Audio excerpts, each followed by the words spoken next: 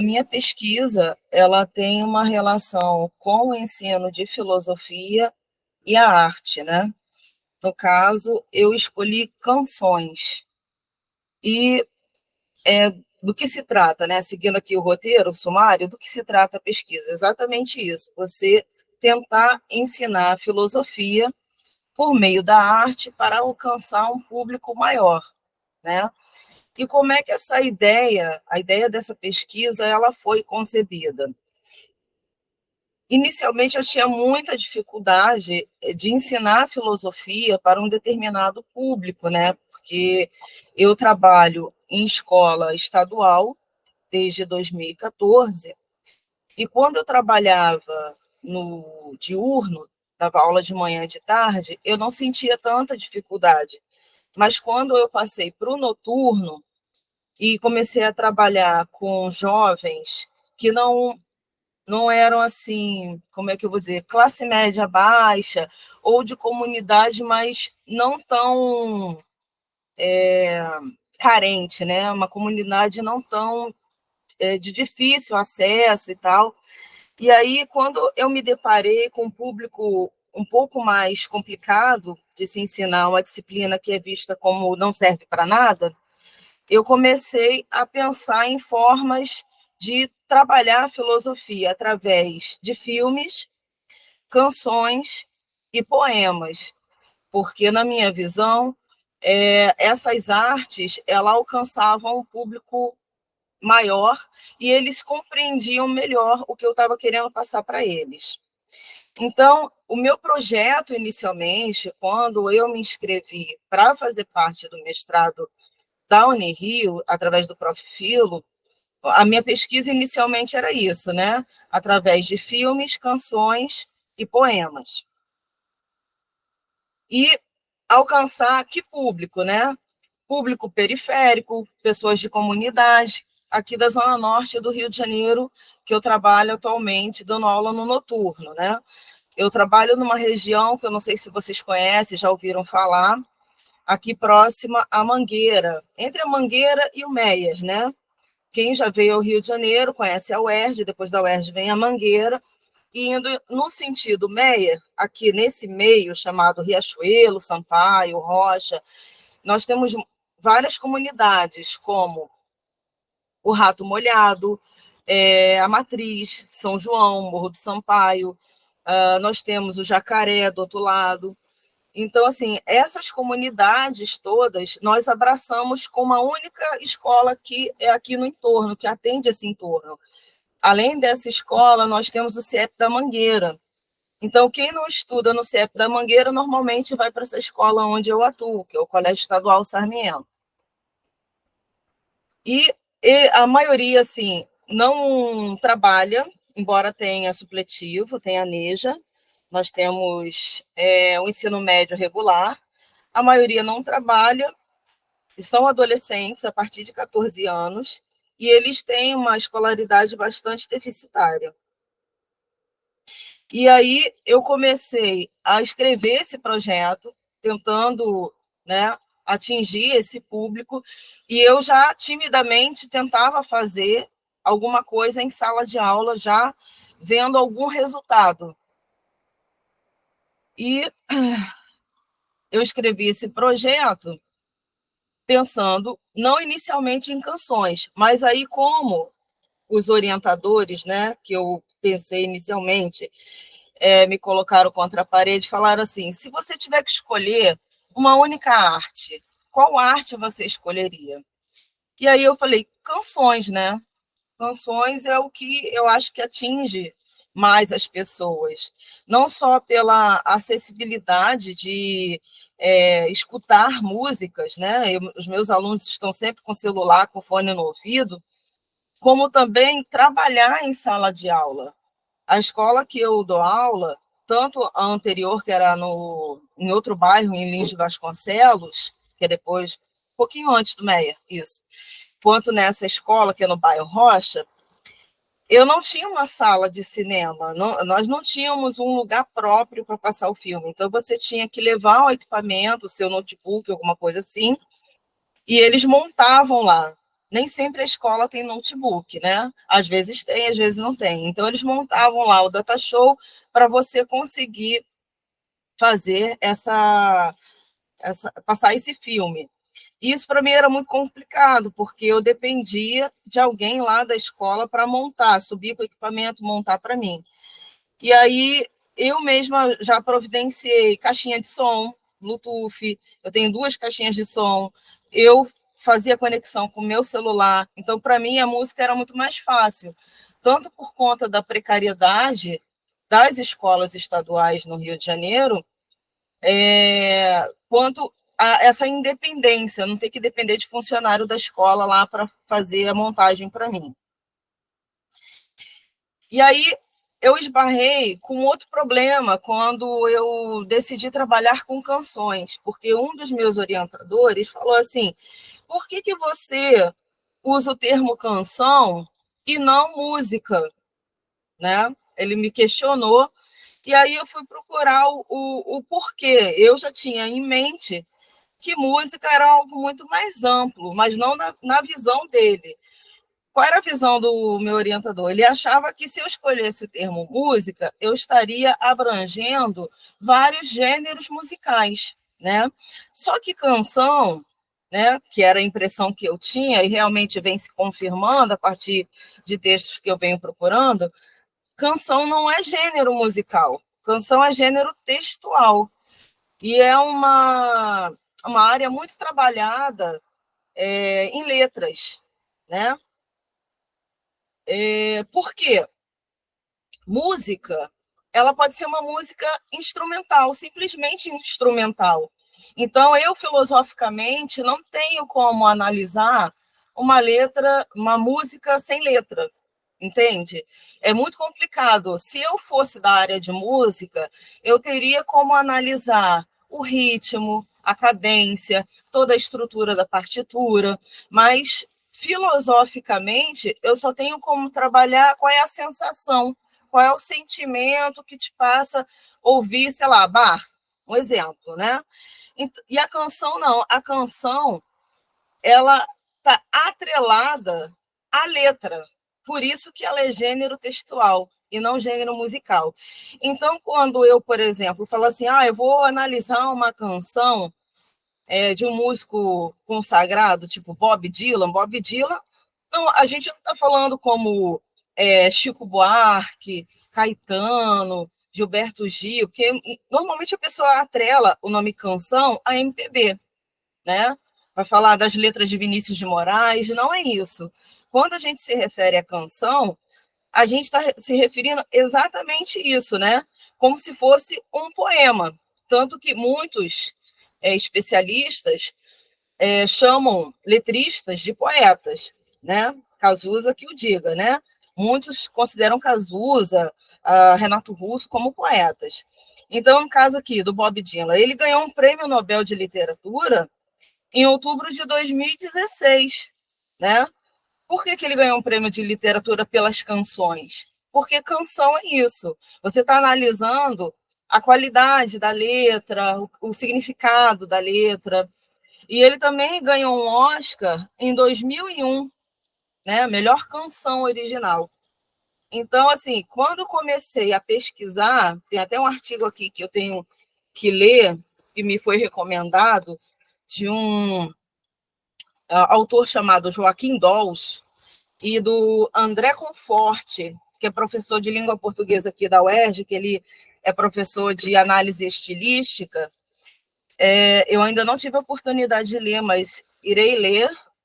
Ele fala justamente sobre isso, né? Sobre esse termo canção. E quais são os autores, né? Os filósofos que inicialmente eu pensei para essa pesquisa, né? Porque eu estou unindo algo que eu considero popular, que é a música, no caso, a canção, né? A letra de música, com a minha ideia de abraçar essas pessoas dessas comunidades carentes. Então, inicialmente, eu vou avançar aqui. Inicialmente, eu pensei no Walter Corran, na obra Manifesto por uma Escola Popular. Essa obra defende uma escola popular, acessível a todos os membros da sociedade, pensa no espaço plural, diverso, que dialoga com os alunos e que promove a igualdade. O espaço de aprendizado não deve ser meramente conteudista, ele deve promover também valores e práticas democráticas, ou seja, ela deve promover a reflexão, a autonomia do indivíduo. A escola, ela deve oferecer um ensino que faça sentido. Então, eu penso que quando você pega uma letra de uma música, não importa o gênero musical, e você analisa e aquela música faz sentido para aqueles jovens, e você tem como trabalhar uma discussão juntamente com algum filósofo, esse é um tipo de escola que faz sentido para o jovem, você frequentar algo que diz, que condiz com a sua realidade. Seguindo Walter Corran, essa escola ela deve ser favorável a métodos de avaliação não tradicionais e diversificados, e eu acredito que esse tipo de avaliação que você tem, roda de conversa, debates, ela proporciona muito isso, né? Porque o Corran, ele critica métodos por notas e rankings, tá? Ele defende a importância da formação dos professores, uma formação continuada, e aqui eu gostaria até de parabenizar o Prof. Filo, né, porque é uma das coisas que sempre me deixou aflita, quando eu entrei no magistério, eu entrei na CEDUC, que é a Secretaria Estadual de Educação, eu tinha muita dificuldade de conseguir voltar a estudar, de fazer um mestrado, e não via muita oportunidade através do mestrado acadêmico, né? Não que eu não quisesse fazer um mestrado acadêmico, mas o horário, toda a preocupação não era voltada para quem era professor. E a Unirio, eu não sei se todas as universidades que fazem parte do programa, ela teve total preocupação conosco, e eles colocaram as aulas sextas e sábado. Isso foi maravilhoso, porque eu pude conciliar perfeitamente a minha vida profissional, né, que eu trabalho durante a semana, com a faculdade, né, fazia a pós-graduação. E a formação continuada, ela é essencial, e aqui eu realmente concordo com o Corran, porque sem essa formação continuada, você não progride como professor. Você tem que estar sempre se atualizando, estar sempre lendo novos autores, sempre levando debate para a sala de aula. E aqui ele entra numa discussão fundamental, que é o compromisso político dos professores com a transformação social. E você não tem como ter essa transformação com professores obsoletos, tá? Outro autor que eu trouxe para a minha pesquisa, lembrando que são autores assim iniciais, tá? São 3 autores que eu vou trabalhar inicialmente e vou incorporando a pesquisa, porque está muito no início. Como eu tive que modificar o projeto, refazer o projeto, então tem muita coisa ainda que eu estou mexendo, tá? O outro autor que eu já pensava em colocar desde o início do projeto, desde a época da inscrição, era o Paulo Freire, que é a pedagogia do oprimido, né? Ele critica a educação tradicional, que na visão dele é opressiva, e se baseia numa educação bancária, na transmissão de conhecimento, perpetuando, assim, uma relação de dominação e poder. Propõe uma educação libertadora, na qual os educandos colaborem de forma igualitária na construção do pensamento. Defende que a educação deva ser baseada na problematização das questões da realidade vivida pelos educandos, promovendo a reflexão crítica, em vez de receberem de forma passiva e mecânica.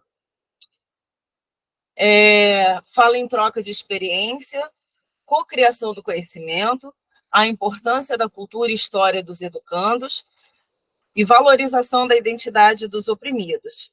E aqui eu abro um parênteses, porque a ideia inicial não é só eu levar canções para os alunos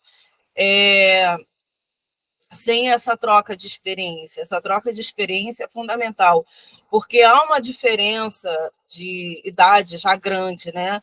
Para eles, eu já estou na classificação do tio Suquita.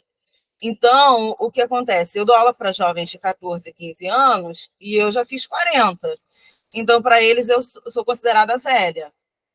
E aí, como eles muitas das vezes não sabem um determinado músico, compositor, um autor, a ideia é fazer realmente essa troca de experiência. Eu levar algo que já não faz parte mais do universo deles, do cancioneiro deles, e eles também trazerem algo para mim que faz parte do universo deles. Ah, professora, você está falando que eles vão levar hip hop, eles vão levar funk, sem problema algum. A gente pode fazer essa troca independente do gênero, porque o que está em análise, o que está em questão, é a discussão da letra, certo? Não é o gênero em si. Então, eu pretendo fazer essa mescla. Tanto eu levar algo, por incrível que pareça, eles não sabem mais quem é Chico Buarque. Se você levar uma canção do Chico Buarque, eles estão por fora, vamos assim dizer, né? Eles não conhecem. Então, se eu levo para eles Chico Buarque e eles me trazem um MC que eles conhecem e eu não conheço, isso vai ser uma troca interessante, né? Para a gente poder debater em sala de aula. Voltando aqui ao Paulo Freire, a prática educativa ela tem que ser comprometida com a transformação social. Isto é, o papel da educação é a luta contra a opressão. Então, se você não permite que o aluno ele leve para você coisas do universo deles, essa transformação social nunca vai acontecer, porque você tem que levar o conhecimento estruturado, tal como nós conhecemos, e que vai ser cobrado numa prova de vestibular, se eles quiserem tentar o Enem, e eu sempre estimulo para que eles tentem, eu falo para eles que é possível conseguir romper essa barreira social, e eles também se sentirem acolhidos, porque não adianta eu falar numa linguagem que eles não me compreendem, certo? E não se sentem compreendidos.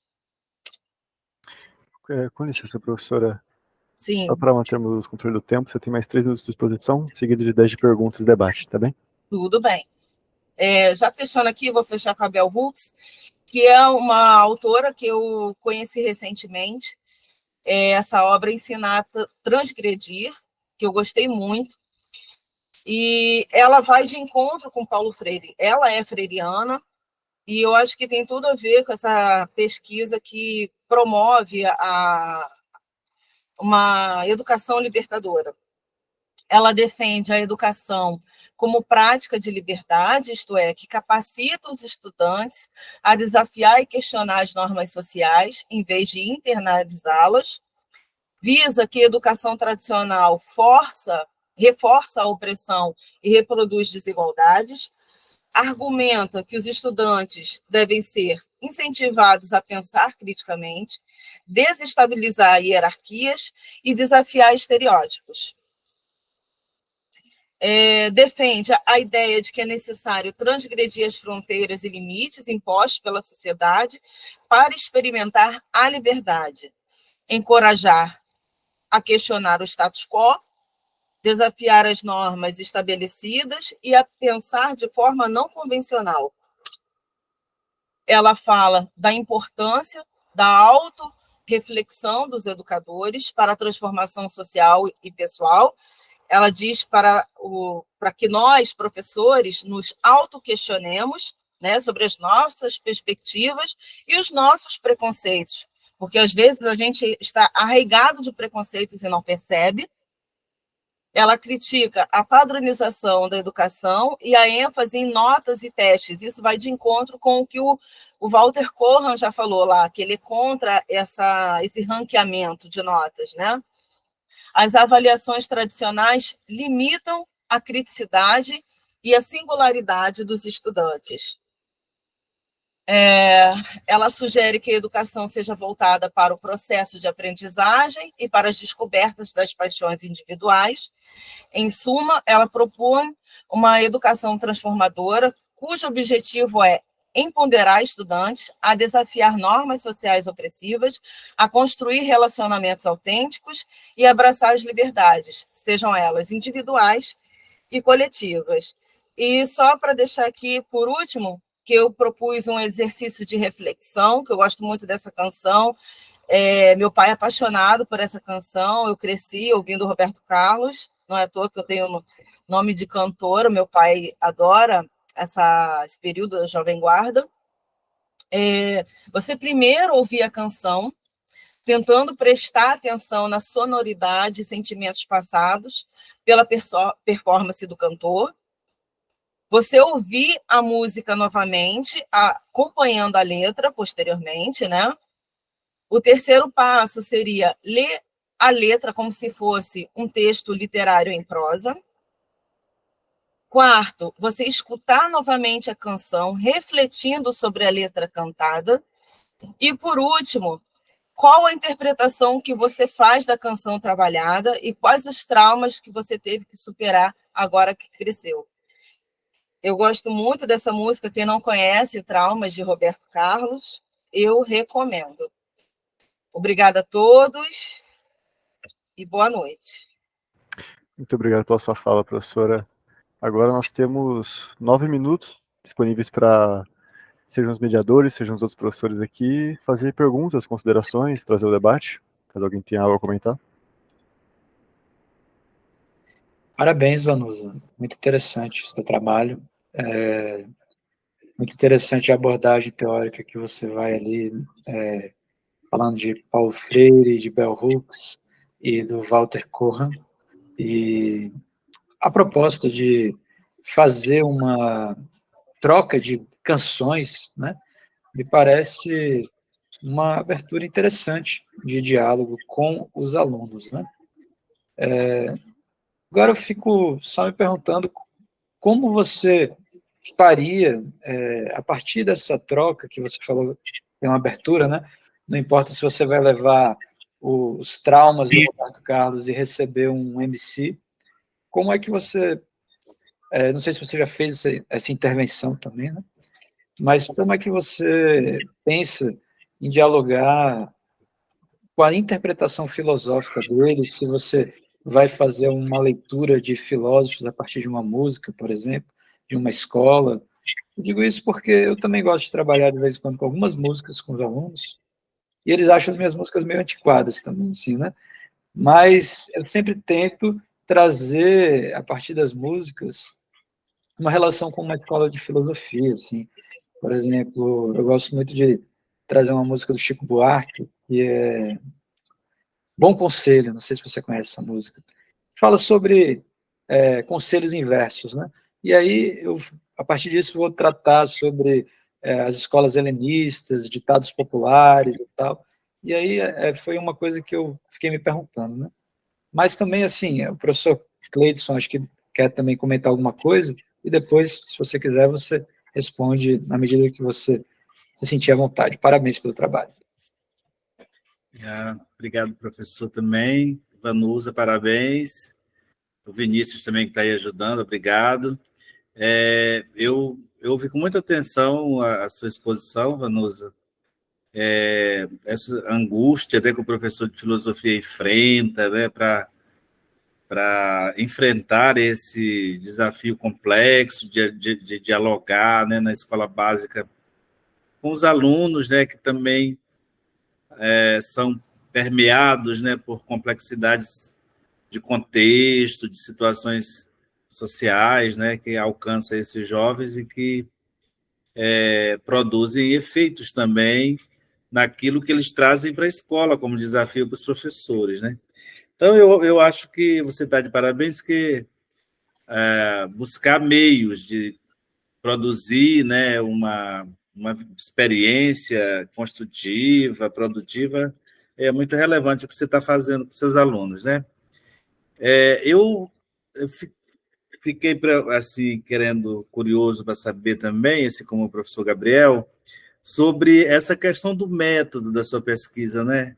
Como é que você está pensando em fazer? Se seu orientador já conversou com você sobre essa questão e o resultado disso mesmo? Como é que vai se dar nessas trocas? É possível, a partir dessas leituras das letras, você alcançar alguns autores ocorrentes? Vai nessa direção da pergunta do professor Gabriel também.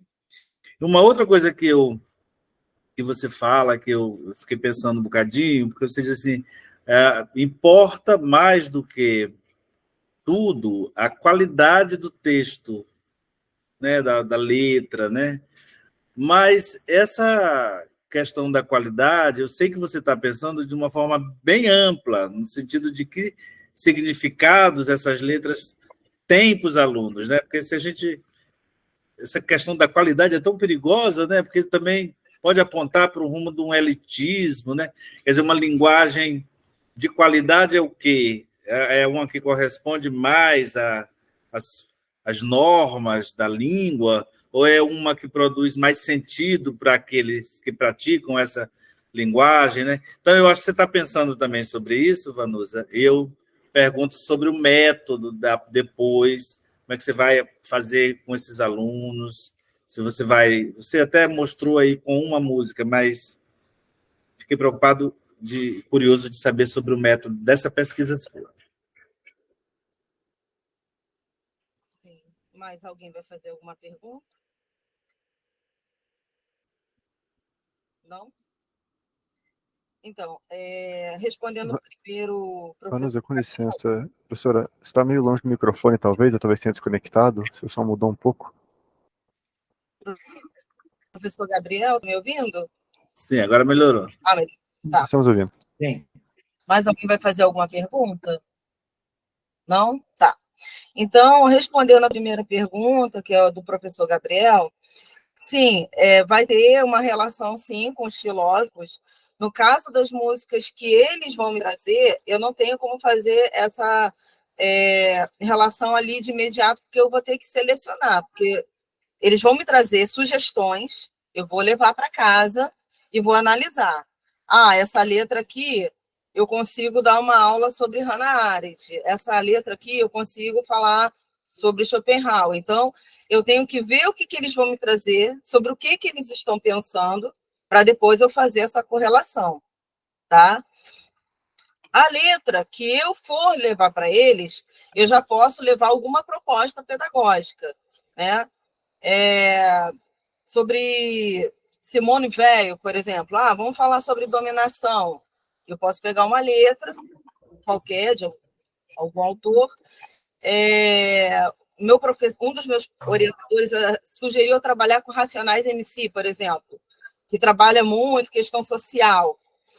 E aí eu pego uma letra, né, mesmo que não seja o que eu costumo ouvir, pegar uma letra que tem a ver com um determinado autor, pensamento, e levar para a sala de aula. E eu já tenho como trabalhar a música e a reflexão filosófica do filósofo proposto, tá? Com relação ao material didático, que o professor Gleison perguntou, a ideia inicial é uma sequência didática. Eu montar um material mostrando como é que eu trabalhei em sala de aula, as músicas que eu trabalhei, os filósofos que eu trabalhei, relacionando aquelas letras em si, entendeu? Como é que foi feita a dinâmica em sala de aula, se foi feita em roda, se eu levei mais alguma coisa para a sala de aula, enfim, vai ser tudo explicitado nessa sequência didática, tá? É basicamente isso, porque eu fiz testes muito, como é que eu vou dizer, rasos em sala de aula, né? E agora, como eu estou nesse mestrado e eu tenho que produzir um material didático, que faz parte da proposta, eu tenho que testar efetivamente aquilo que eu estou pensando, aquilo que eu pretendo montar como um projeto realmente, né? E um material substancial, que é aquilo que eu vou entregar no final do mestrado, entendeu? essa sequência didática. Então, isso vai ser testado em sala de aula, sim. Não sei se eu respondi bem. A mim, sim. Obrigado, Vanusa. Também agradeço.